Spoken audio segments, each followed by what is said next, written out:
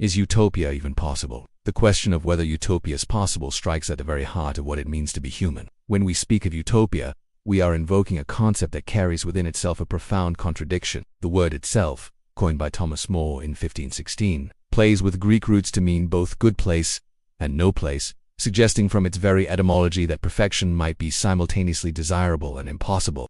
This linguistic paradox reveals something fundamental about the human condition. We are creatures capable of imagining perfect worlds while living in decidedly imperfect ones, forever caught between our aspirations and our limitations. To understand whether utopia is possible, we must first grapple with what we mean by perfection in human society. Imagine trying to describe the perfect meal to a group of people from different cultures, with different dietary restrictions and different taste preferences. What satisfies one person completely might disgust another. This simple example illuminates the complexity we face when attempting to define a perfect society. Perfection, it seems, is not a fixed target but a moving goal that shifts based on perspective, values, and circumstances. The philosophical challenge becomes even more intricate when we consider that human beings themselves are not static entities but constantly evolving creatures whose needs, desires, and understanding of the good life change over time. The ancient foundations of utopian thinking emerged from humanity's earliest attempts to make sense of suffering and inequality. In every culture we find stories of golden ages, paradise gardens, and perfect realms where harmony reigns supreme.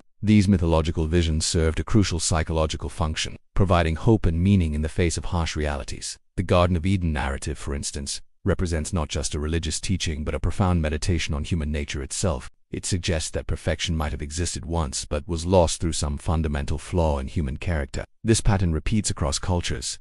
The Hindu concept of Satya Yuga describes a golden age of truth and righteousness that gradually declines through human moral failure, while Buddhist Pure Land traditions envision perfected realms that exist beyond the suffering of ordinary existence. What makes these early visions philosophically significant is not their literal truth, but their function as mirrors of human longing. They reveal that the desire for perfection is not a modern invention, but something deeply embedded in human consciousness. Yet they also hint at a troubling possibility, that perfection and human nature might be fundamentally incompatible. The very stories that give us hope for utopia also suggest that we carry within ourselves the seeds of its destruction. The classical Greek philosophers, particularly Plato, took utopian thinking in a more systematic direction by attempting to design perfect societies through reason rather than revelation. Plato's Republic represents perhaps the first serious, philosophical attempt to solve the problem of human governance through rational analysis. His approach was revolutionary because it suggested that perfection was not something to be remembered from a lost past or awaited in a distant future, but something that could be constructed through careful thought and planning. Plato's vision involved dividing society into three classes based on natural abilities and temperaments: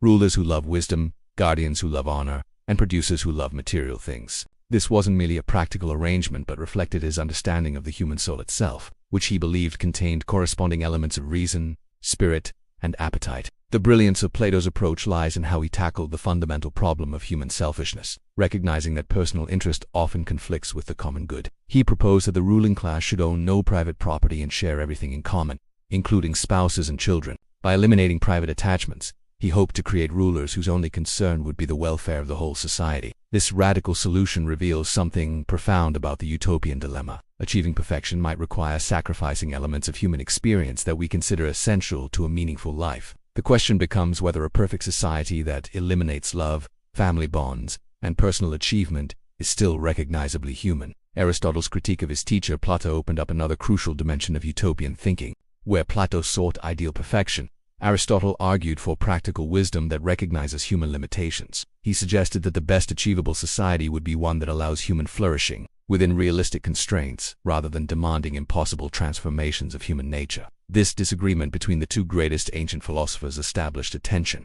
that continues to this day. Should we aim for perfect ideals even if they seem unattainable, or should we focus on incremental improvements to existing conditions? The emergence of Christianity added a spiritual dimension to utopian thinking that would profoundly influence Western civilization. Early Christian communities, as described in the Acts of the Apostles, practiced a form of communalism where members shared all possessions and lived in unity of purpose. This wasn't merely an economic arrangement but reflected a fundamental transformation of human nature through divine grace. The Christian vision suggested that utopia might be possible, but only through spiritual regeneration that transcends ordinary human capabilities. Augustine's distinction between the city of God and the city of man created a framework for understanding why earthly utopias might be impossible, while heavenly perfection remains a legitimate hope. The medieval period saw the development of monastic communities that represented practical attempts to create small-scale utopias within the broader imperfect world. These communities faced a crucial question that continues to challenge utopian thinkers today.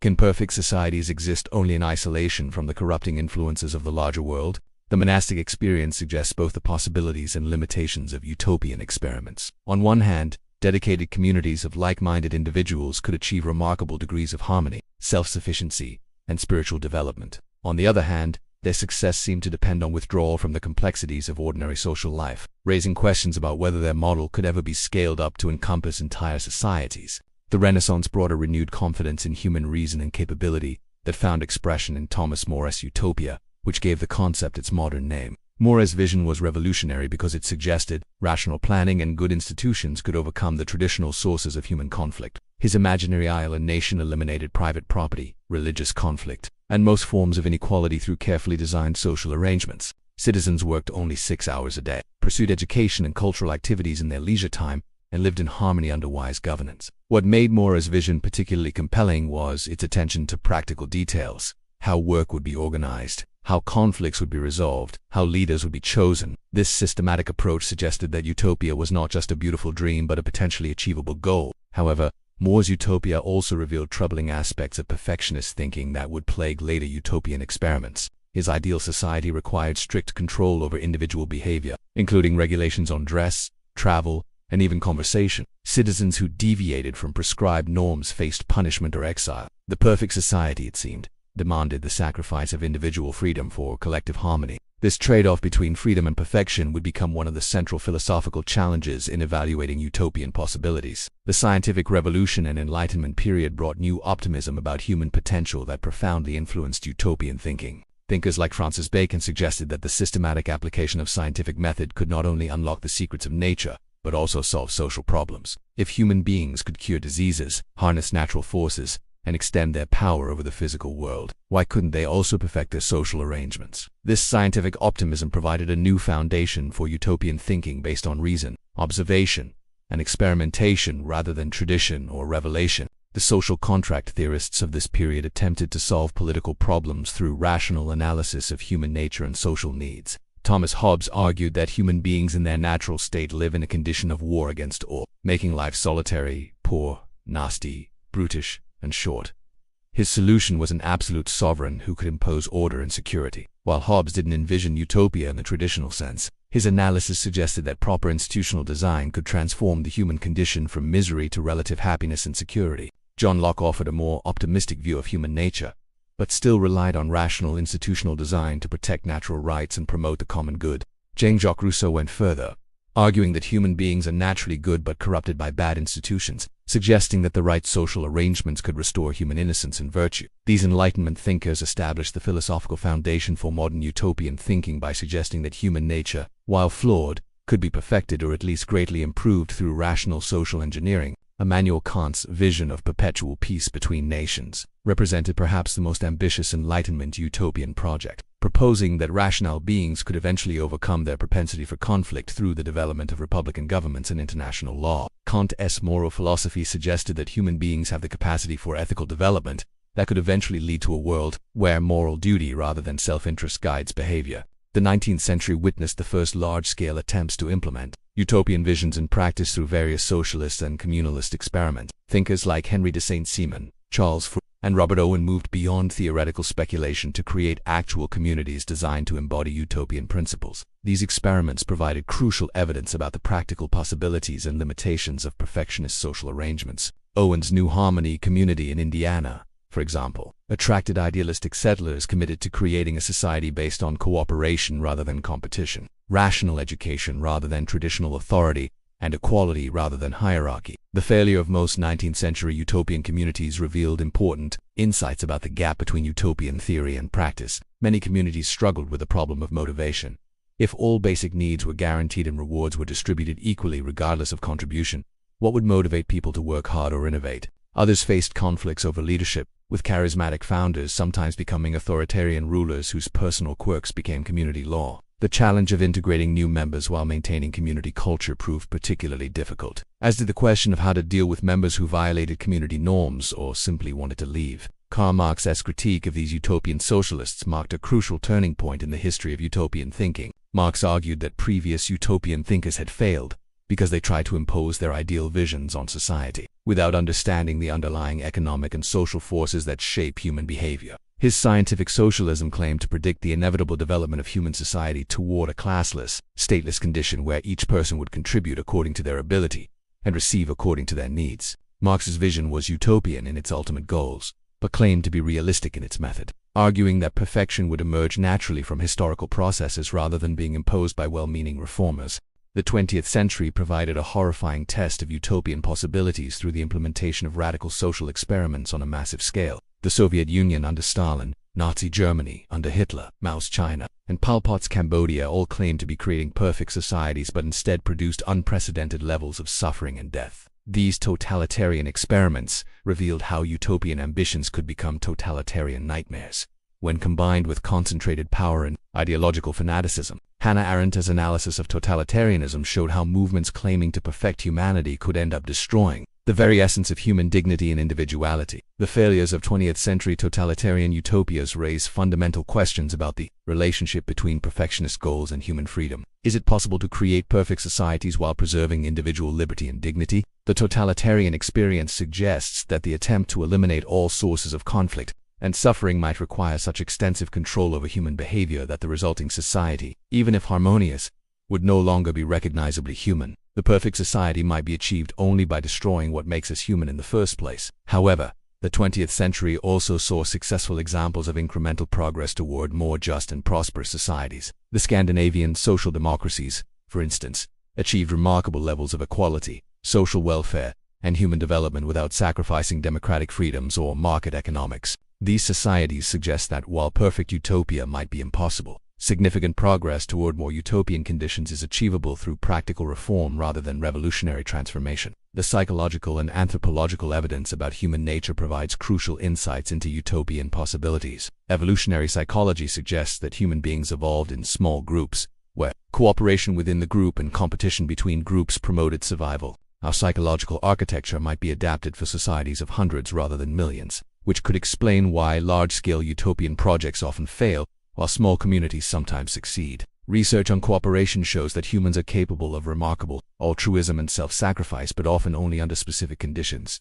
When they identify strongly with their group, when they trust that others will reciprocate their cooperation, and when they believe their contributions make a meaningful difference. Studies of cognitive biases reveal systematic flaws in human reasoning that pose challenges for utopian social engineering. The planning fallacy leads us to underestimate the time and resources needed for complex projects. While optimism bias makes us overconfident about the likelihood of success, these biases might explain why utopian planners consistently underestimate the difficulties of social transformation. The Dunning-Kruger effect, where people with limited knowledge overestimate their might help explain why revolutionary leaders often believe they can remake society according to their personal visions. Social psychology experiments like the Stanford Prison Experiment and Milgram's obedience studies reveal disturbing truths about how quickly ordinary people can become cruel or submissive when placed in certain institutional contexts. These findings suggest that creating good societies requires more than good intentions or even good institutional design. It requires constant vigilance against the human tendency to abuse power or surrender moral responsibility to authority. The ease with which experimental subjects adopted abusive behaviors suggests that utopian societies might be more fragile than their creators imagined.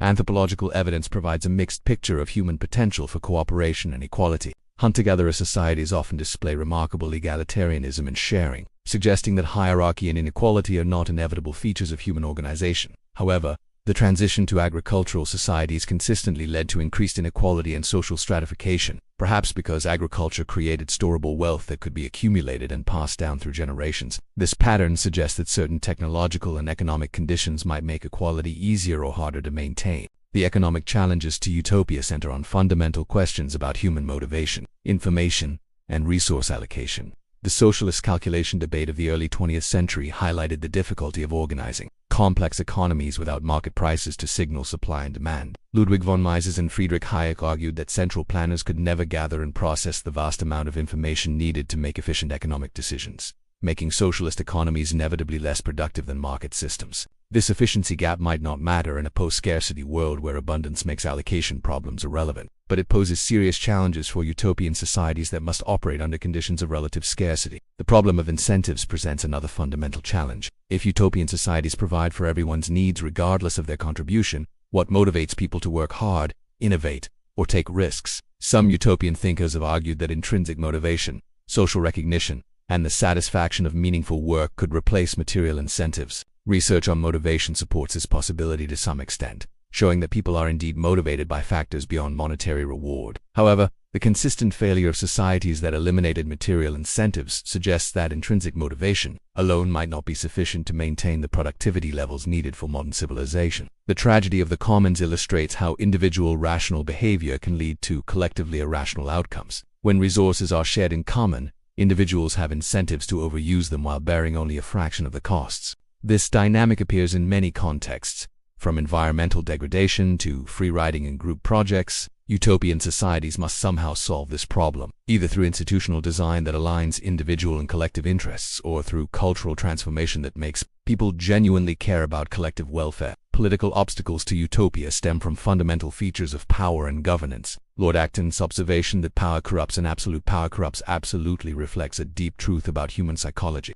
Even people who begin with genuinely altruistic motives often become self-serving when they acquire significant power over others. This tendency poses a fundamental challenge for utopian societies. How can they maintain the concentrated authority needed to enforce perfection without creating conditions that corrupt their leaders? Robert Michel's iron law of oligarchy suggests that all organizations, even those committed to democratic principles, tend to develop ruling elites who prioritize their own interests over those of the membership. This pattern appears consistently across different types of organizations and suggests that achieving genuine equality of power might be impossible in complex societies. Even revolutionary movements that begin with egalitarian ideals often end up creating new forms of hierarchy and privilege. Democratic theory reveals additional paradoxes that complicate utopian governance. Arrow's impossibility theorem shows that no voting system can satisfy all reasonable criteria for fairness when choosing between multiple alternatives. The median voter theorem suggests that democratic outcomes will tend toward the preferences of moderate citizens, potentially frustrating both visionary reformers and those with minority viewpoints. These mathematical results indicate that even perfect democratic procedures might not produce perfect outcomes. The problem of scale presents another fundamental challenge. Research suggests that human beings can maintain stable relationships with only about 150 people,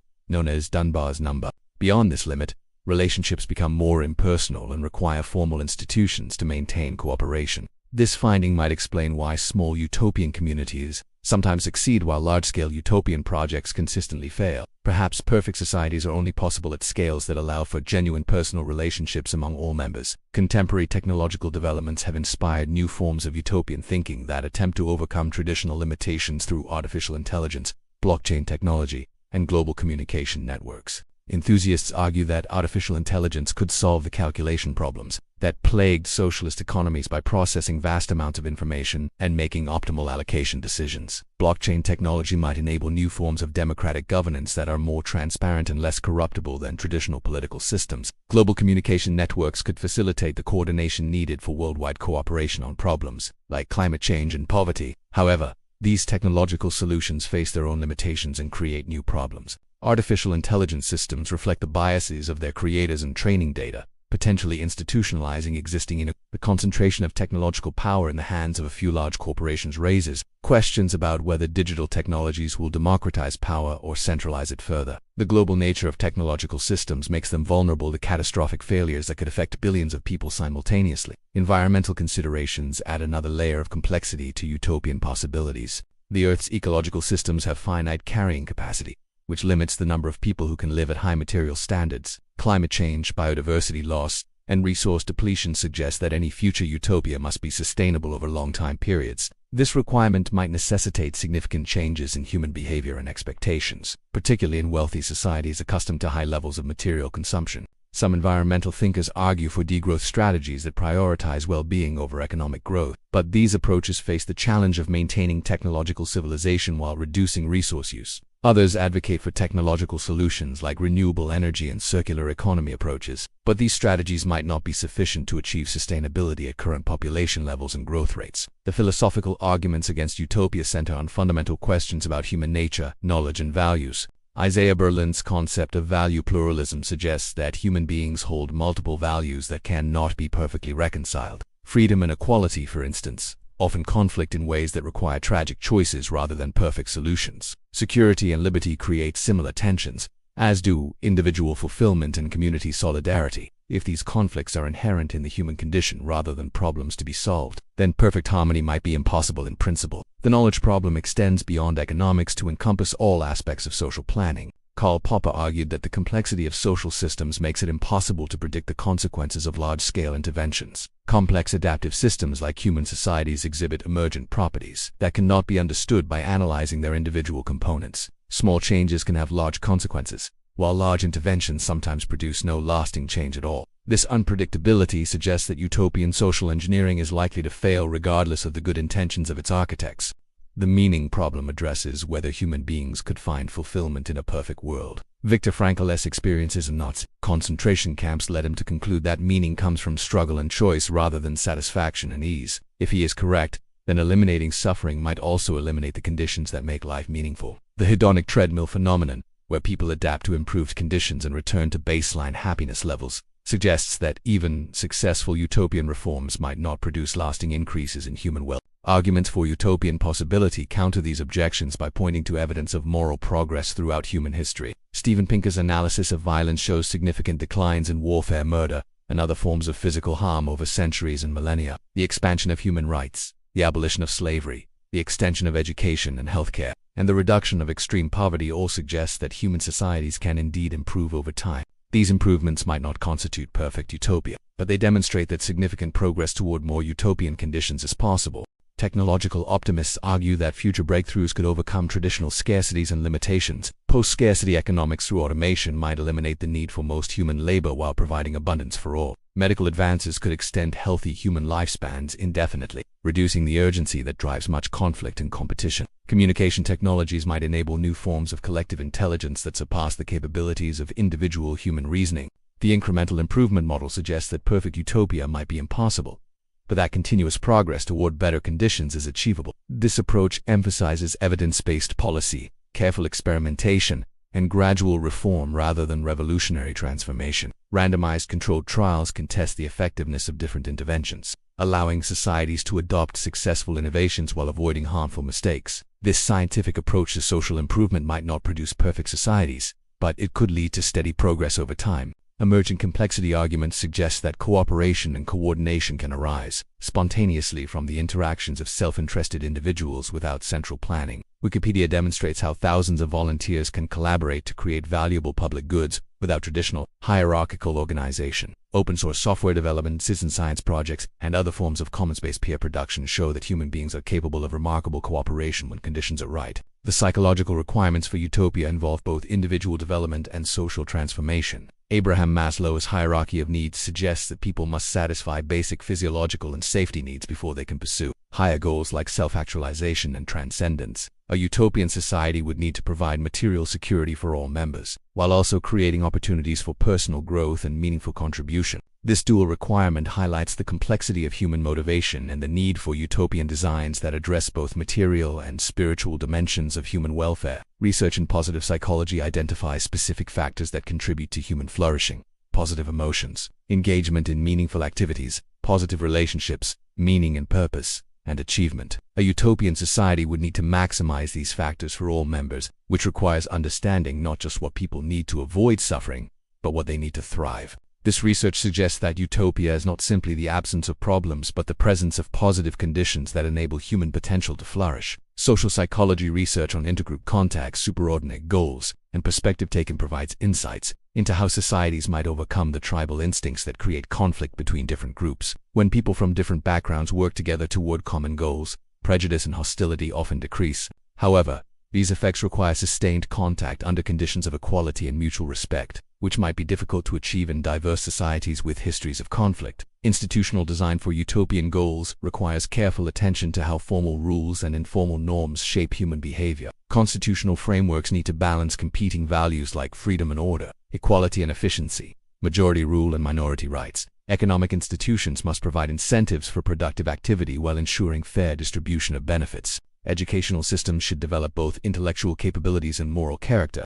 Legal systems must maintain order while preserving justice and human dignity. The evidence from successful partial implementations of utopian ideals provides both hope and caution. Scandinavian social democracies achieve high levels of equality, social welfare, and democratic participation while maintaining prosperous market economies. However, these societies are relatively small, homogeneous, and wealthy, raising questions about whether their model could work in larger, more diverse, or poorer societies. Costa Rica's abolition of its military and emphasis on environmental protection show that countries can make choices that prioritize peace and sustainability over traditional measures of power. Bhutan's gross national happiness approach represents an attempt to measure and maximize well-being rather than economic output alone. This alternative development model emphasizes environmental conservation, cultural preservation, good governance, and balanced economic development. While Bhutan faces challenges in implementing these ideals, its approach demonstrates that societies can consciously choose values other than material wealth as their primary goals.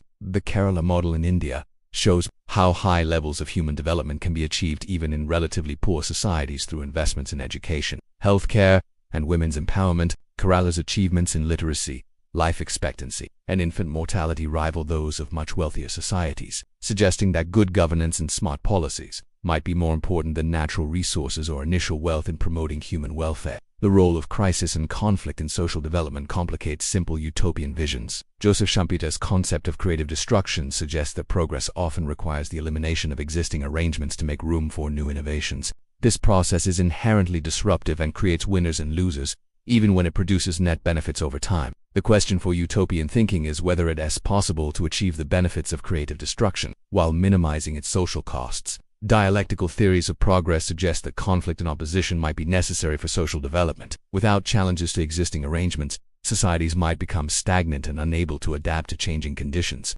The presence of loyal opposition in democratic systems serves crucial functions in testing ideas and preventing the abuse of power. This analysis suggests that perfect harmony might actually be harmful to long-term social health. The concept of anti-fragility, developed by Nassim, argues that some systems benefit from stress and disorder rather than being harmed by them. Societies that can learn from crises and adapt their institutions accordingly might be more successful in the long run than societies that try to eliminate all sources of instability. This perspective suggests that utopian societies might need to be designed for resilience and adaptation rather than perfect stability. Measuring progress toward utopia requires developing indicators that capture the multidimensional nature of human welfare. Traditional economic measures like gross domestic product fail to account for environmental sustainability, inequality, or subjective well-being. Alternative measures like the Human Development Index, Genuine Progress Indicator, and Gross National Happiness attempt to provide more comprehensive assessments of social progress. The challenge of measurement extends beyond technical questions about indicators to philosophical questions about values. Different societies might legitimately prioritize different aspects of human welfare,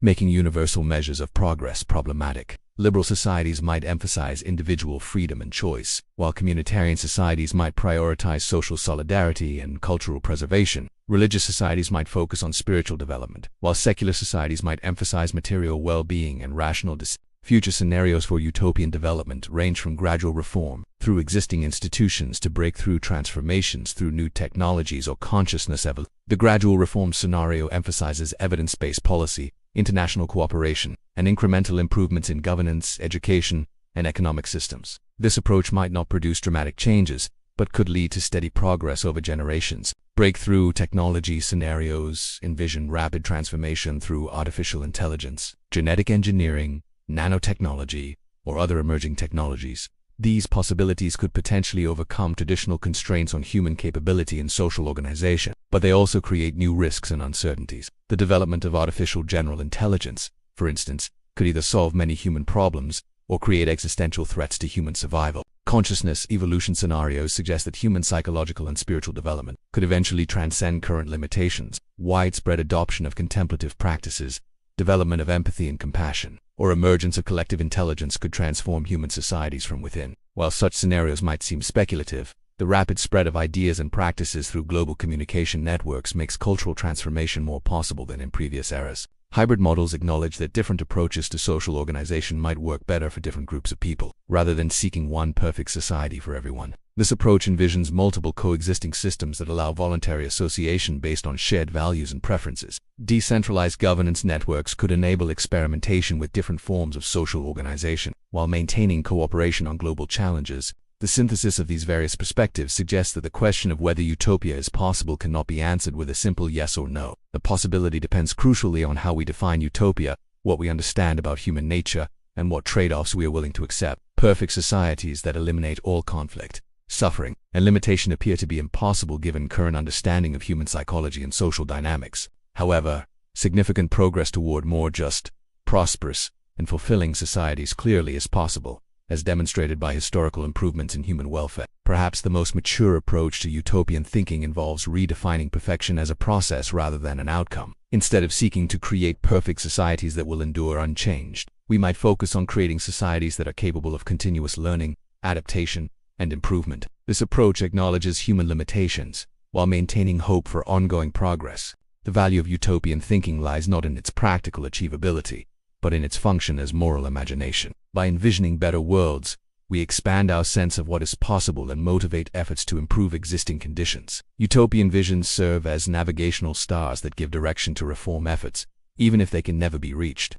They provide inspiration for incremental changes that might eventually add up to significant social transformation. The lessons from history suggest that the most dangerous utopian projects are those that claim to have discovered final truths about human organization and seek to implement them through force. The most beneficial utopian thinking is that which remains humble about its own limitations, open to criticism and revision, and respectful of human dignity and choice. A mature utopianism would be experimental rather than dogmatic, pluralistic rather than monistic, and process-oriented rather than out. Living meaningfully within the constraints of an imperfect world might itself be a form of wisdom that transcends the utopian quest. The recognition that perfect societies are impossible need not lead to cynicism or despair, but might instead inspire a deeper appreciation for the partial goods that are achievable. The beauty of human striving, the nobility of moral effort, and the satisfaction of incremental progress might be more valuable than the imagined bliss of perfect fulfillment. The eternal human quest for betterment reflects something essential about our nature as conscious beings capable of imagining alternatives to existing conditions.